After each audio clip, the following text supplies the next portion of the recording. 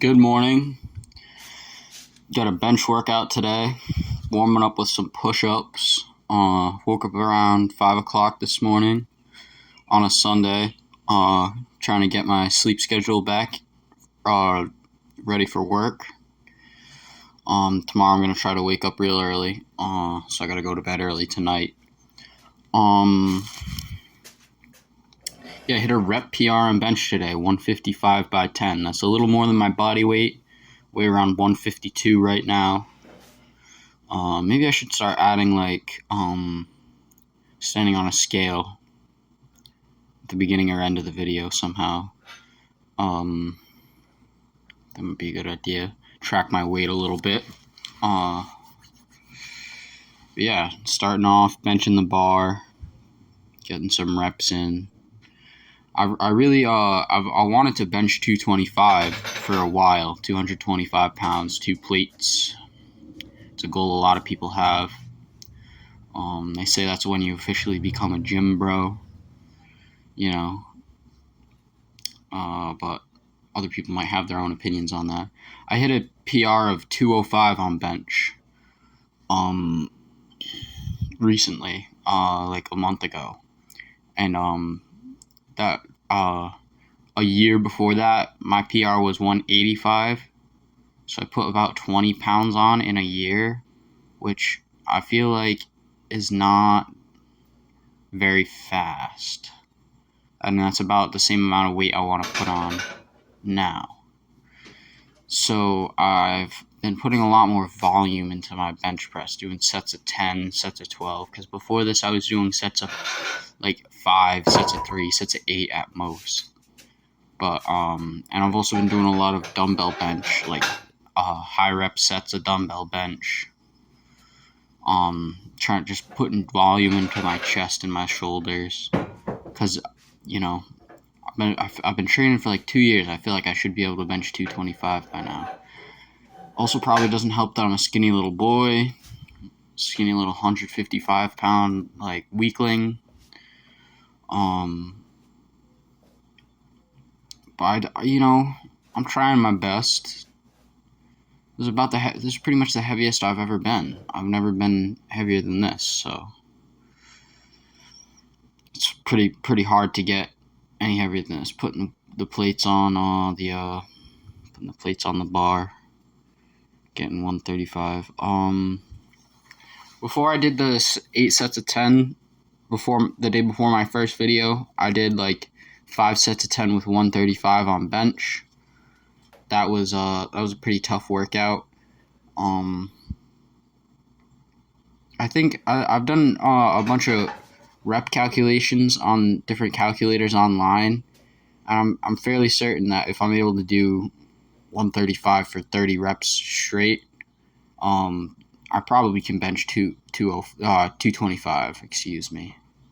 But yeah, I'll probably try for that eventually. 30 reps of 135 on bench. But here we are. Here's my rep PR. 155 for a set of 10. If you saw, I kind of flexed my hamstring in the last one. I got a cramp. I'm not sure if that was from dehydration because I just drank an energy drink, kind of excited. Oh, there's what I was saying. I had another hamstring cramp right here.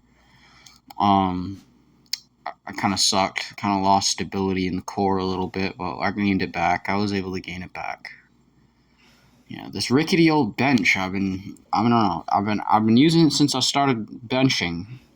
But yeah, using benches in commercial gyms, it's really different because this is a real thin bench, so it's not so I kind of my whole back doesn't fit on it necessarily, but I mean it works well enough for what I need it to do. Doing a nice slow controlled rep here, cooling down. But yeah, yesterday I had the light leg workout, kind of just recovering. So I came in today, I felt real fresh, real strong. Aside from the hamstring cramp, that kind of cleared itself up after I kind of stood up and moved it around a little bit. But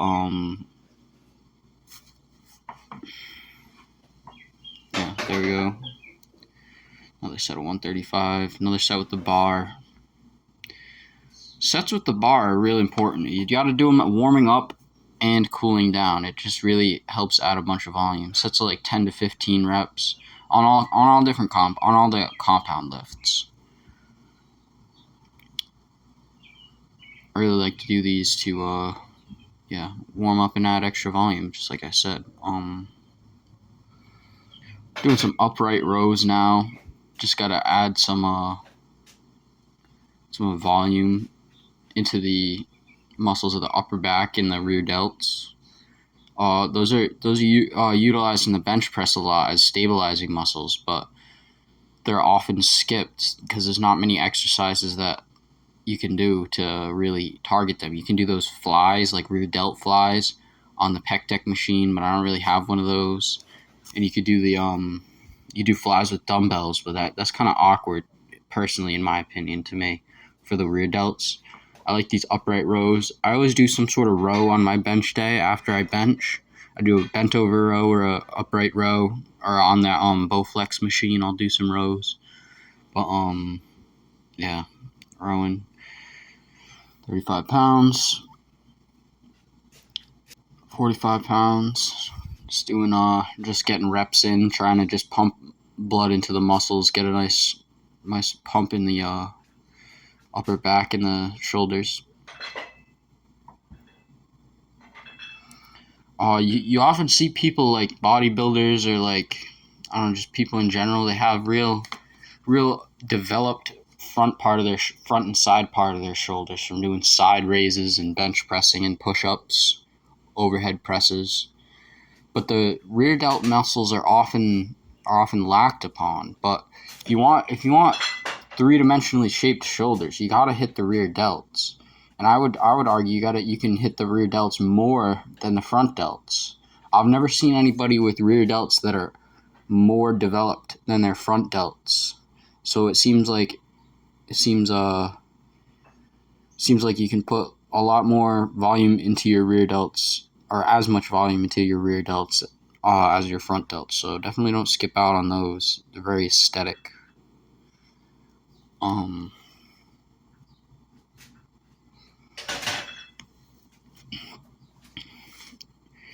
Another thing with the upright rows, they help with pull-ups and muscle-ups. So if you've never been able to do a pull-up before, this might be a good exercise to start off with, because you might just be lacking in back and shoulder strength in general.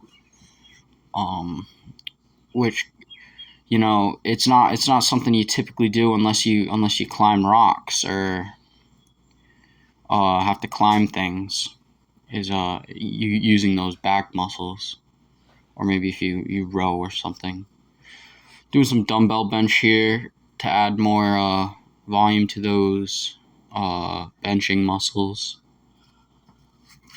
Like I said, I do want to bench 225, so I got to put a lot of volume into my chest and triceps and shoulders. Dumbbell benching is good.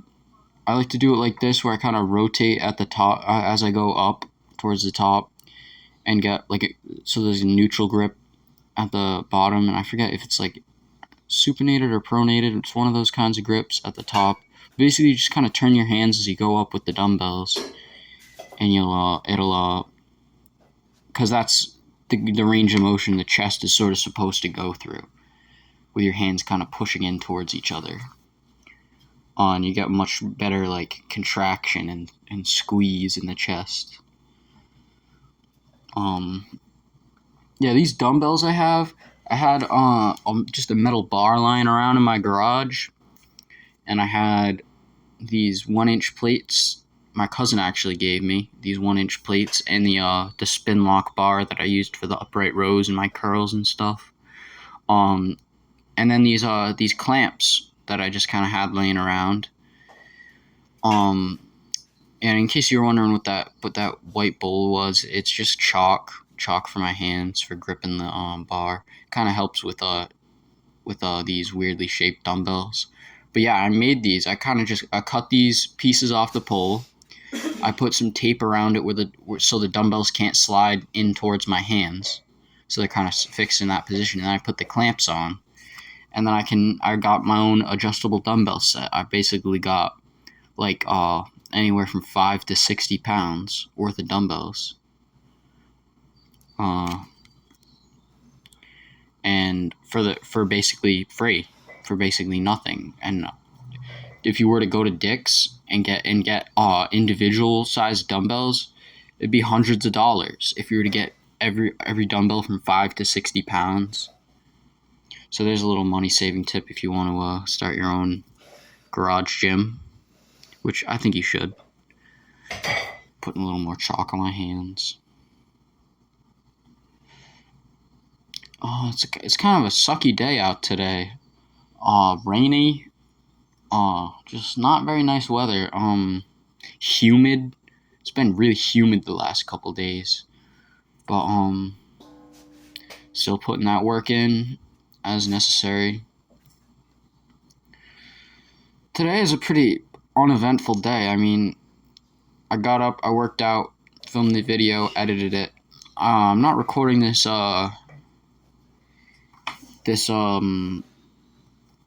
voiceover till much later in the day, till like 1:30, because I had to do some work with my dad on a part of my car. What was it called? The fuse, something or other. Something about the fuse. It was wrong. We had to fix it.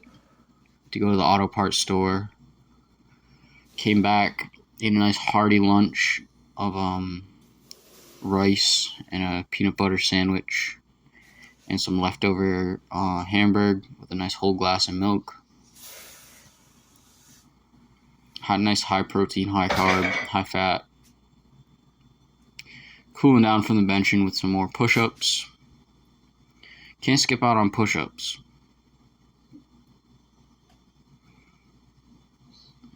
Especially if you want to, Pavel Tsatsouline, the kettlebell guy, if you've ever heard of him. He famously said, if you want to press a lot, you have to press a lot. So that'd be doing a lot of volume. So here I just wondered today, I wondered at work when using some pliers, I wonder how much weight I could just straight up lift off of the ground with a pair of pliers. So I got this martial arts belt, the belt I use to do weighted pull-ups and stuff. And I did exactly that. I grabbed these weights with pliers. I just deadlifted it like I would a regular weight. It's pretty challenging on the grip because you're kind of trying to hold the pliers closed, because if they were to open at all, the weights would slide out. So it's also kind of a trap exercise as well as a forearm exercise. And obviously you have to do a deadlift, so you're using your glutes and stuff. But it's less of that and more of a grip exercise, considering how demanding holding a pair of pliers closed is on the grip. But I did 65 pounds. It felt real heavy here. I thought I was gonna max out around this, so I put on 70 pounds for the next set, and that felt heavy as well. And for the last set, I just decided to put all the rest of the 2.5 pound weights that I had lying around on, and it equaled. And I had like 4 left, so it was around 90 pounds. There we go. Or 85 pounds, excuse me. But I was shocked that I was able to actually lift 90 pounds off of the ground with a pair of pliers. Because I thought I would max out around 70. So I'm thinking that 100 plus pounds is within the realm of possibility. I just didn't want to take the I struggled there a little bit, but I got it. And on the other hand, on my right hand, it was a little easier. But I'm thinking 100 plus pounds is within the realm of possibility to lift off the ground with a pair of pliers. Doing some medicine ball slams, kind of like bent over row rows. You get this really works like the lats and the upper back.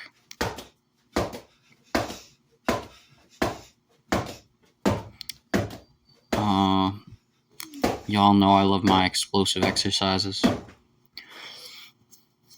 Do another set, obviously. I feel like this is an exercise that's useful for grappling or jiu-jitsu. You know, kind of just being able to pull things really quickly, pull and push real quickly.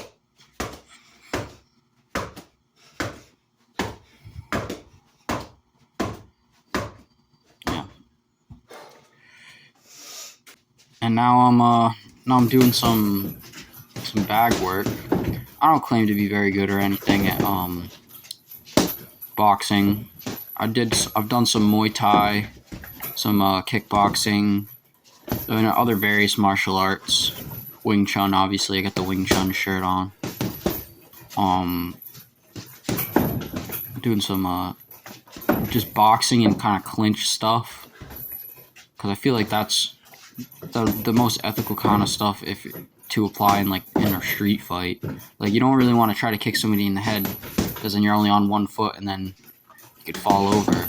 You don't really want to try to grapple, because then you're on the ground, somebody else could come and kick you in the head. So, like, I don't know, if some homeless person or somebody tried to mug me, I guess this would be what I'd try to use.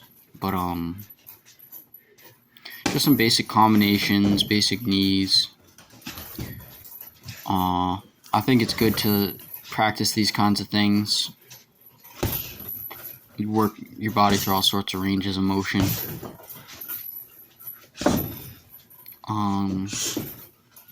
Yeah.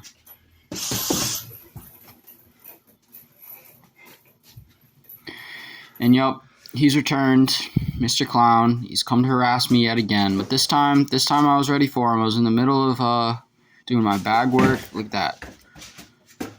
Got the front headlock. Threw him straight to mount. Ground and pound. Triangle choke. He wasn't ready for this. He wasn't ready for this today. Yup. Sink that in. Drop some elbows. He's done. He's done. I'm waiting for the ref to stop it. He's done. What are you gonna... What can you do about these clowns? You just try to work out, and there's just clowns.